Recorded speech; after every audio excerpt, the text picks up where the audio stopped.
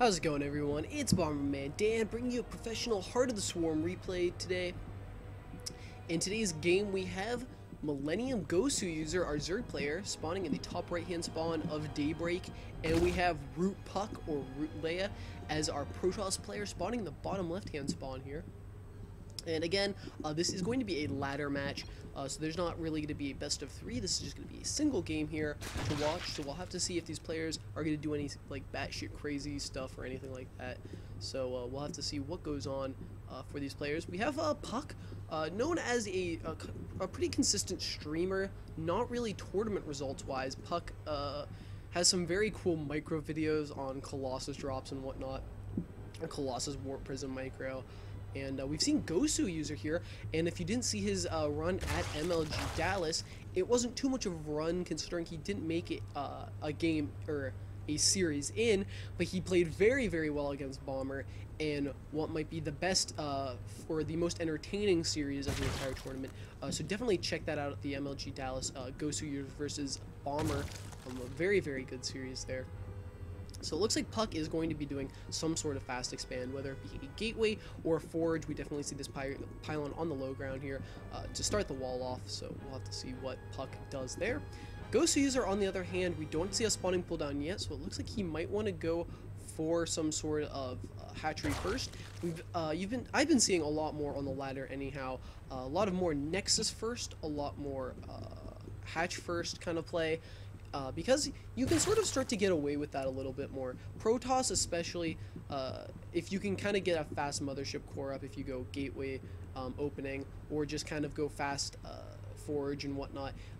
There's a lot of different ways you can start to go kind of in any matchup really, except for like, actually I take that back, not any matchup, but you can definitely in a few of them go Nexus first or go hatch first. So this is a very interesting play here by Goswser, throwing down a hatchery here at this expansion. This is a full expansion. Some versions of this map, this has not been a full expo. It's been like a half expo. So Goswser getting kind of pylon blocked is just going to say, I'm going to throw down an expo right here. And it might actually be setting him up for some sort of fast, maybe fast 4 bases here. If he decides to take this base as well as this base, he'll have a very quick 4 bases, but he's going to have to be careful. puCK might throw down a pylon there, so it is a good decision there by Goswser to throw down that hatchery there. So he is going to be double pylon blocked, and now he will have to wait for a spawning pool to finish up to make some lings to kind of stop that. And I don't know, did puCK see that? puCK will end up seeing that though, so puCK will know that there is a base here that Goswser does have, and that actually might prompt puCK to go for some early aggression here, because a force field there might actually just allow puCK to snipe this base, as well as maybe some fancy mothership recall kind of plays to really kill that. So it looks like puCK is going to be doing a standard opening here. We do see the forge and everything going down. So it's going to be kind of anyone's game here. And Goswser kind of switching things up a little, going for a very, very far away expo here. So puCK does see that there are pylons here, and might actually think that Goswser is going to be going for just a fast 2-base play, whether it be a Ling Baneling all in, very fast roaches, maybe 2-base Muta. So puCK is going to have to be a little bit careful about that. There's going to be a probe going out here, and it is going to go around scouting 4 bases there.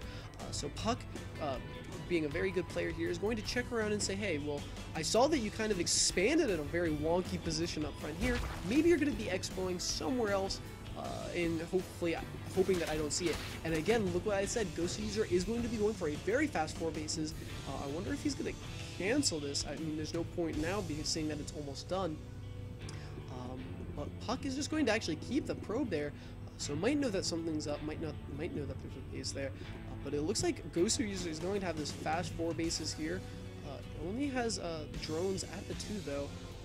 So we'll have to see what Goswser does. He does let this finish up, so he's going to have a quick 4 bases here. puCK, on the other hand, is still playing everything standard, has a double gas in the main here, and we'll have to see what kind of tech is added on. Okay, it looks like it's going to be a robotics facility here, so maybe a fast kind of a mortal push to try to snipe a hatchery or 2 with the mothership core's recall ability, but we actually don't see a mothership core anywhere else on this map yet. So maybe deciding to get mothership core a little bit later when she has the money or whatnot. So We'll have to see kind of what goes down there. The probe is still kind of just sitting there. Maybe going to make a proxy pylon there. So now all 4 of Goswser user's bases are up. So we'll have to see what he does here. There's an evolution chamber down. So we will have to see what puCK does. puCK is going to get out some fast immortals here. So some interesting play. Will the immortal be able to get around the SimCity? I'm not quite sure there. So it looks like just adding on a couple gateways here. Will it be a small immortal push? Maybe not, but if puCK does let these bases kind of go sort of untouched, puCK's going to be in a very, very bad position. Because since Goswser user has been mining on these 4 bases for quite a while now, if puCK does nothing to stop him, Goswser user is going to actually have a very good economy, and it doesn't really matter kind of what puCK does. And it looks like a lot of gateways are going down here, so it looks like puCK is going to just try to end this game here. puCK's like, okay, I know that you expanded that many times, and you're definitely not going to have enough to be able to deal with this, so have fun trying to. So it looks like the immortals are going to be coming out here. I wouldn't be surprised to see a warp prism as well. Again, no mothership core there. The mothership core there is just started there, so definitely the recall capabilities will be ready. +1 ground weapons is on the way, so that these immortals and zealots and stalkers and whatever will do a lot more damage. +1 carapace is on the way for Goswser user though, and the baneling nest did go down, and I thought that was a very interesting choice though. We do have a lot of lings out here, and the banelings are actually... Banelings are always kind of tricky here because they always do a lot of damage, right? That's what the baneling does, but they always don't do it efficiently. So we'll have to see if Goswser user can't efficiently trade these banelings onto this army. Definitely killing these sentries would be a huge blow, because of course as soon as sort of everything around the immortals are dead, lings just straight up kill them. So it looks like puCK is going to be kind of going for this Wings of Liberty-esque parting immortal all in. The warp prism is on the way. We have a bunch of sentries there, the 3 immortals, the typical play, but there are just so many lings out here. There's going to have to be some great force fields going down here, and none of the force fields really go down. There's some decent force fields there do go down and save all of the immortals, and a lot of the lings are trapped there, so a lot of them will die, but some lings are going to come around from the back. The mothership core doing a little bit of damage. The warp prism is going to come in here to hopefully warp in a lot of zealots, and it looks like they're going to be sentries actually. So a lot of sentries are going to come in here. puCK is not walled off though, so a counterattack could be devastating there, and some banelings are morphed. This is actually going to be very scary here. Some huge hits might happen. It looks like the 4 zealots are going to be put into the war prism, and it looks like puCK might actually be trying to draw out baneling hits here, and it looks that's looks like what it's going to be. Looks like that's what's actually going to happen. puCK is going to try to trade away some of these baneling hits for some zealots there, and going to actually probably do a decent job of it. Goswser user though being very cost efficient here with these lings, going to make sure that doesn't happen, and it looks like puCK might just stop, and puCK deciding should she continue to just all in here or not. Some lings do come up here. Force fields kind of lacking there. Some force fields do go down. More force fields go down, and it looks like some great force fields there do go down on the banelings there, and it looks like it's not going to be enough. Just so many lings are going to tear through this, and I think Goswser user is going to hold on here.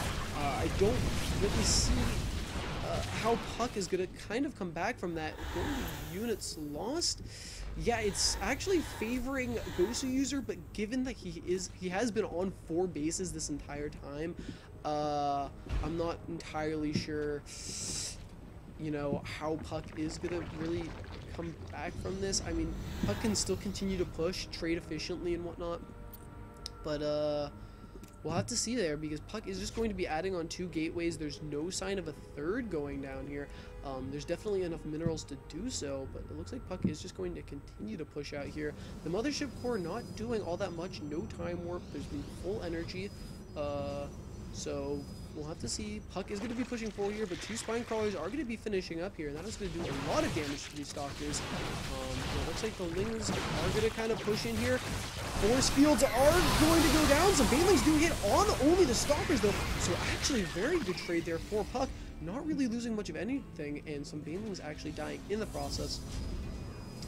So we'll have to see. The warp prism though, still out and about, still kind of keeping the pressure on though. If that warp prism was managed to get sniped somehow, This would probably be the end of this push here by puCK, but puCK is going to continue to push in here. He's going to see a lot of units up here, and is going to know that there is a base up here. So continuing to warp in to do some damage here. All the immortals are dead. There's the time warps that go down, and actually doing a great job of stalling, but not enough force fields here. So some of the banelings are going to come in here, but the mothership core actually doing a lot, and I think puCK does like the pizza, but I think this is going to actually be it for puCK's army, and that is... Wow, so... ooh, wow. puCK with the fighting words there, but no one, I'm assuming that's going to be likes you. So, Goswser are going to have a little bit of banter there, and it looks like Goswser is going to go for the counterattack here, and force fields might just save puCK, but I'm not quite sure. So we'll have to see. The Zealots are going to be taken out. Force fields are going to be a little sloppy. Actually doing a great job holding them in until the Zerglings decide that they can come around here. But there is just so much here for Goswser. I don't know if any of these buildings are going to go down. Oh, some nice force fields there. But one of the pylons does go down. The Immortal trying to be a hero there is going to get killed by these Zerglings. And I'm pretty sure that this is completely game here for puCK. 52 displayed, 104. But it appears that there's like 5 more minutes left in this game. So I guess puCK is going to continue to just try to hold on. I'm not quite sure how she will. There's just a constant stream of Zerglings coming over here. And going to Goswser's base, not really any tech, so he's just sort of all winning here. But I mean, rightfully so, he's really in a distinct position. So he's just going to try to focus down this forge. And it looks like if he can kill the building, he's going to have to force more force fields down, I guess. So Goswser just trying to kill puCK, but puCK just trying to hold on with all of these sentries and force fields and zealots and whatnot. And actually continuing pro production, so puCK thinks that maybe she still is in this game, but we will have to see. puCK actually going to hold on for a little bit longer here, making another warp prism here to probably do some warp prism drops.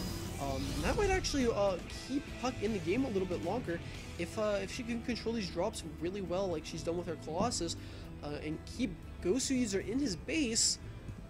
She might actually be able to hold on, but 4 bases against 2 after being crippled. I'm not quite sure if puCK can really hold on here. Goswser does check the third of puCK. Knows that it has not been taken, is probably feeling really good right about now, knowing that he does not have to worry about really losing this game, but he's going to see the Warp Prism go in there, and he's going to get Lings under it rather quickly, but these Zealots are going to trade kind of efficiently. The Queen is going to try to focus down the Warp Prism, but puCK is going to say goodbye, whether that means she's leaving, or I guess that means the Warp Prism is leaving. So some funny banter by both these players. Oh, them. Okay, so I guess this happened after MLG. Those are fighting words. puCK being a little BM there. Look at that. So I mean, I guess I could continue to talk about this game, but this is actually pretty hysterical. I don't even know if puCK's. Okay, I guess puCK is actually moving out to try to get a third. But wow. If you guys didn't know, at MLG Dallas, that's what puCK is referring to. No foreigner, so to speak, made it past the first round, the round of 32. Sen did make it, but he's a lot better than every other foreigner, so we probably shouldn't just call him a foreigner. So Sen did make it. No, Rhett made it as well. I'm sorry, Rhett did make it as well, but that is because he was one of the lucky players to only play a foreigner in the first round. He played Suppy and did manage to beat him there. So poor Goswser losing to Bomber, not having the most ideal matchup being against a Korean, because no foreign players that played Koreans won, so that's sort of kind of something to say. So Goswser continuing his Ling Baneling aggression here. And it looks like there's going to be some big hits here. Of course, puCK kind of being a little sloppy on the force fields today. Oh, getting down, but I'm not quite sure. Time warps are going down, but it looks like the Banelings might be getting dropped over the army. Oh, and puCK with the rage quit. Wow. So thanks for watching, everybody. I hope you enjoyed this Heart of the Swarm replay commentary. I will be making more in the future, so don't forget to comment, rate, and subscribe.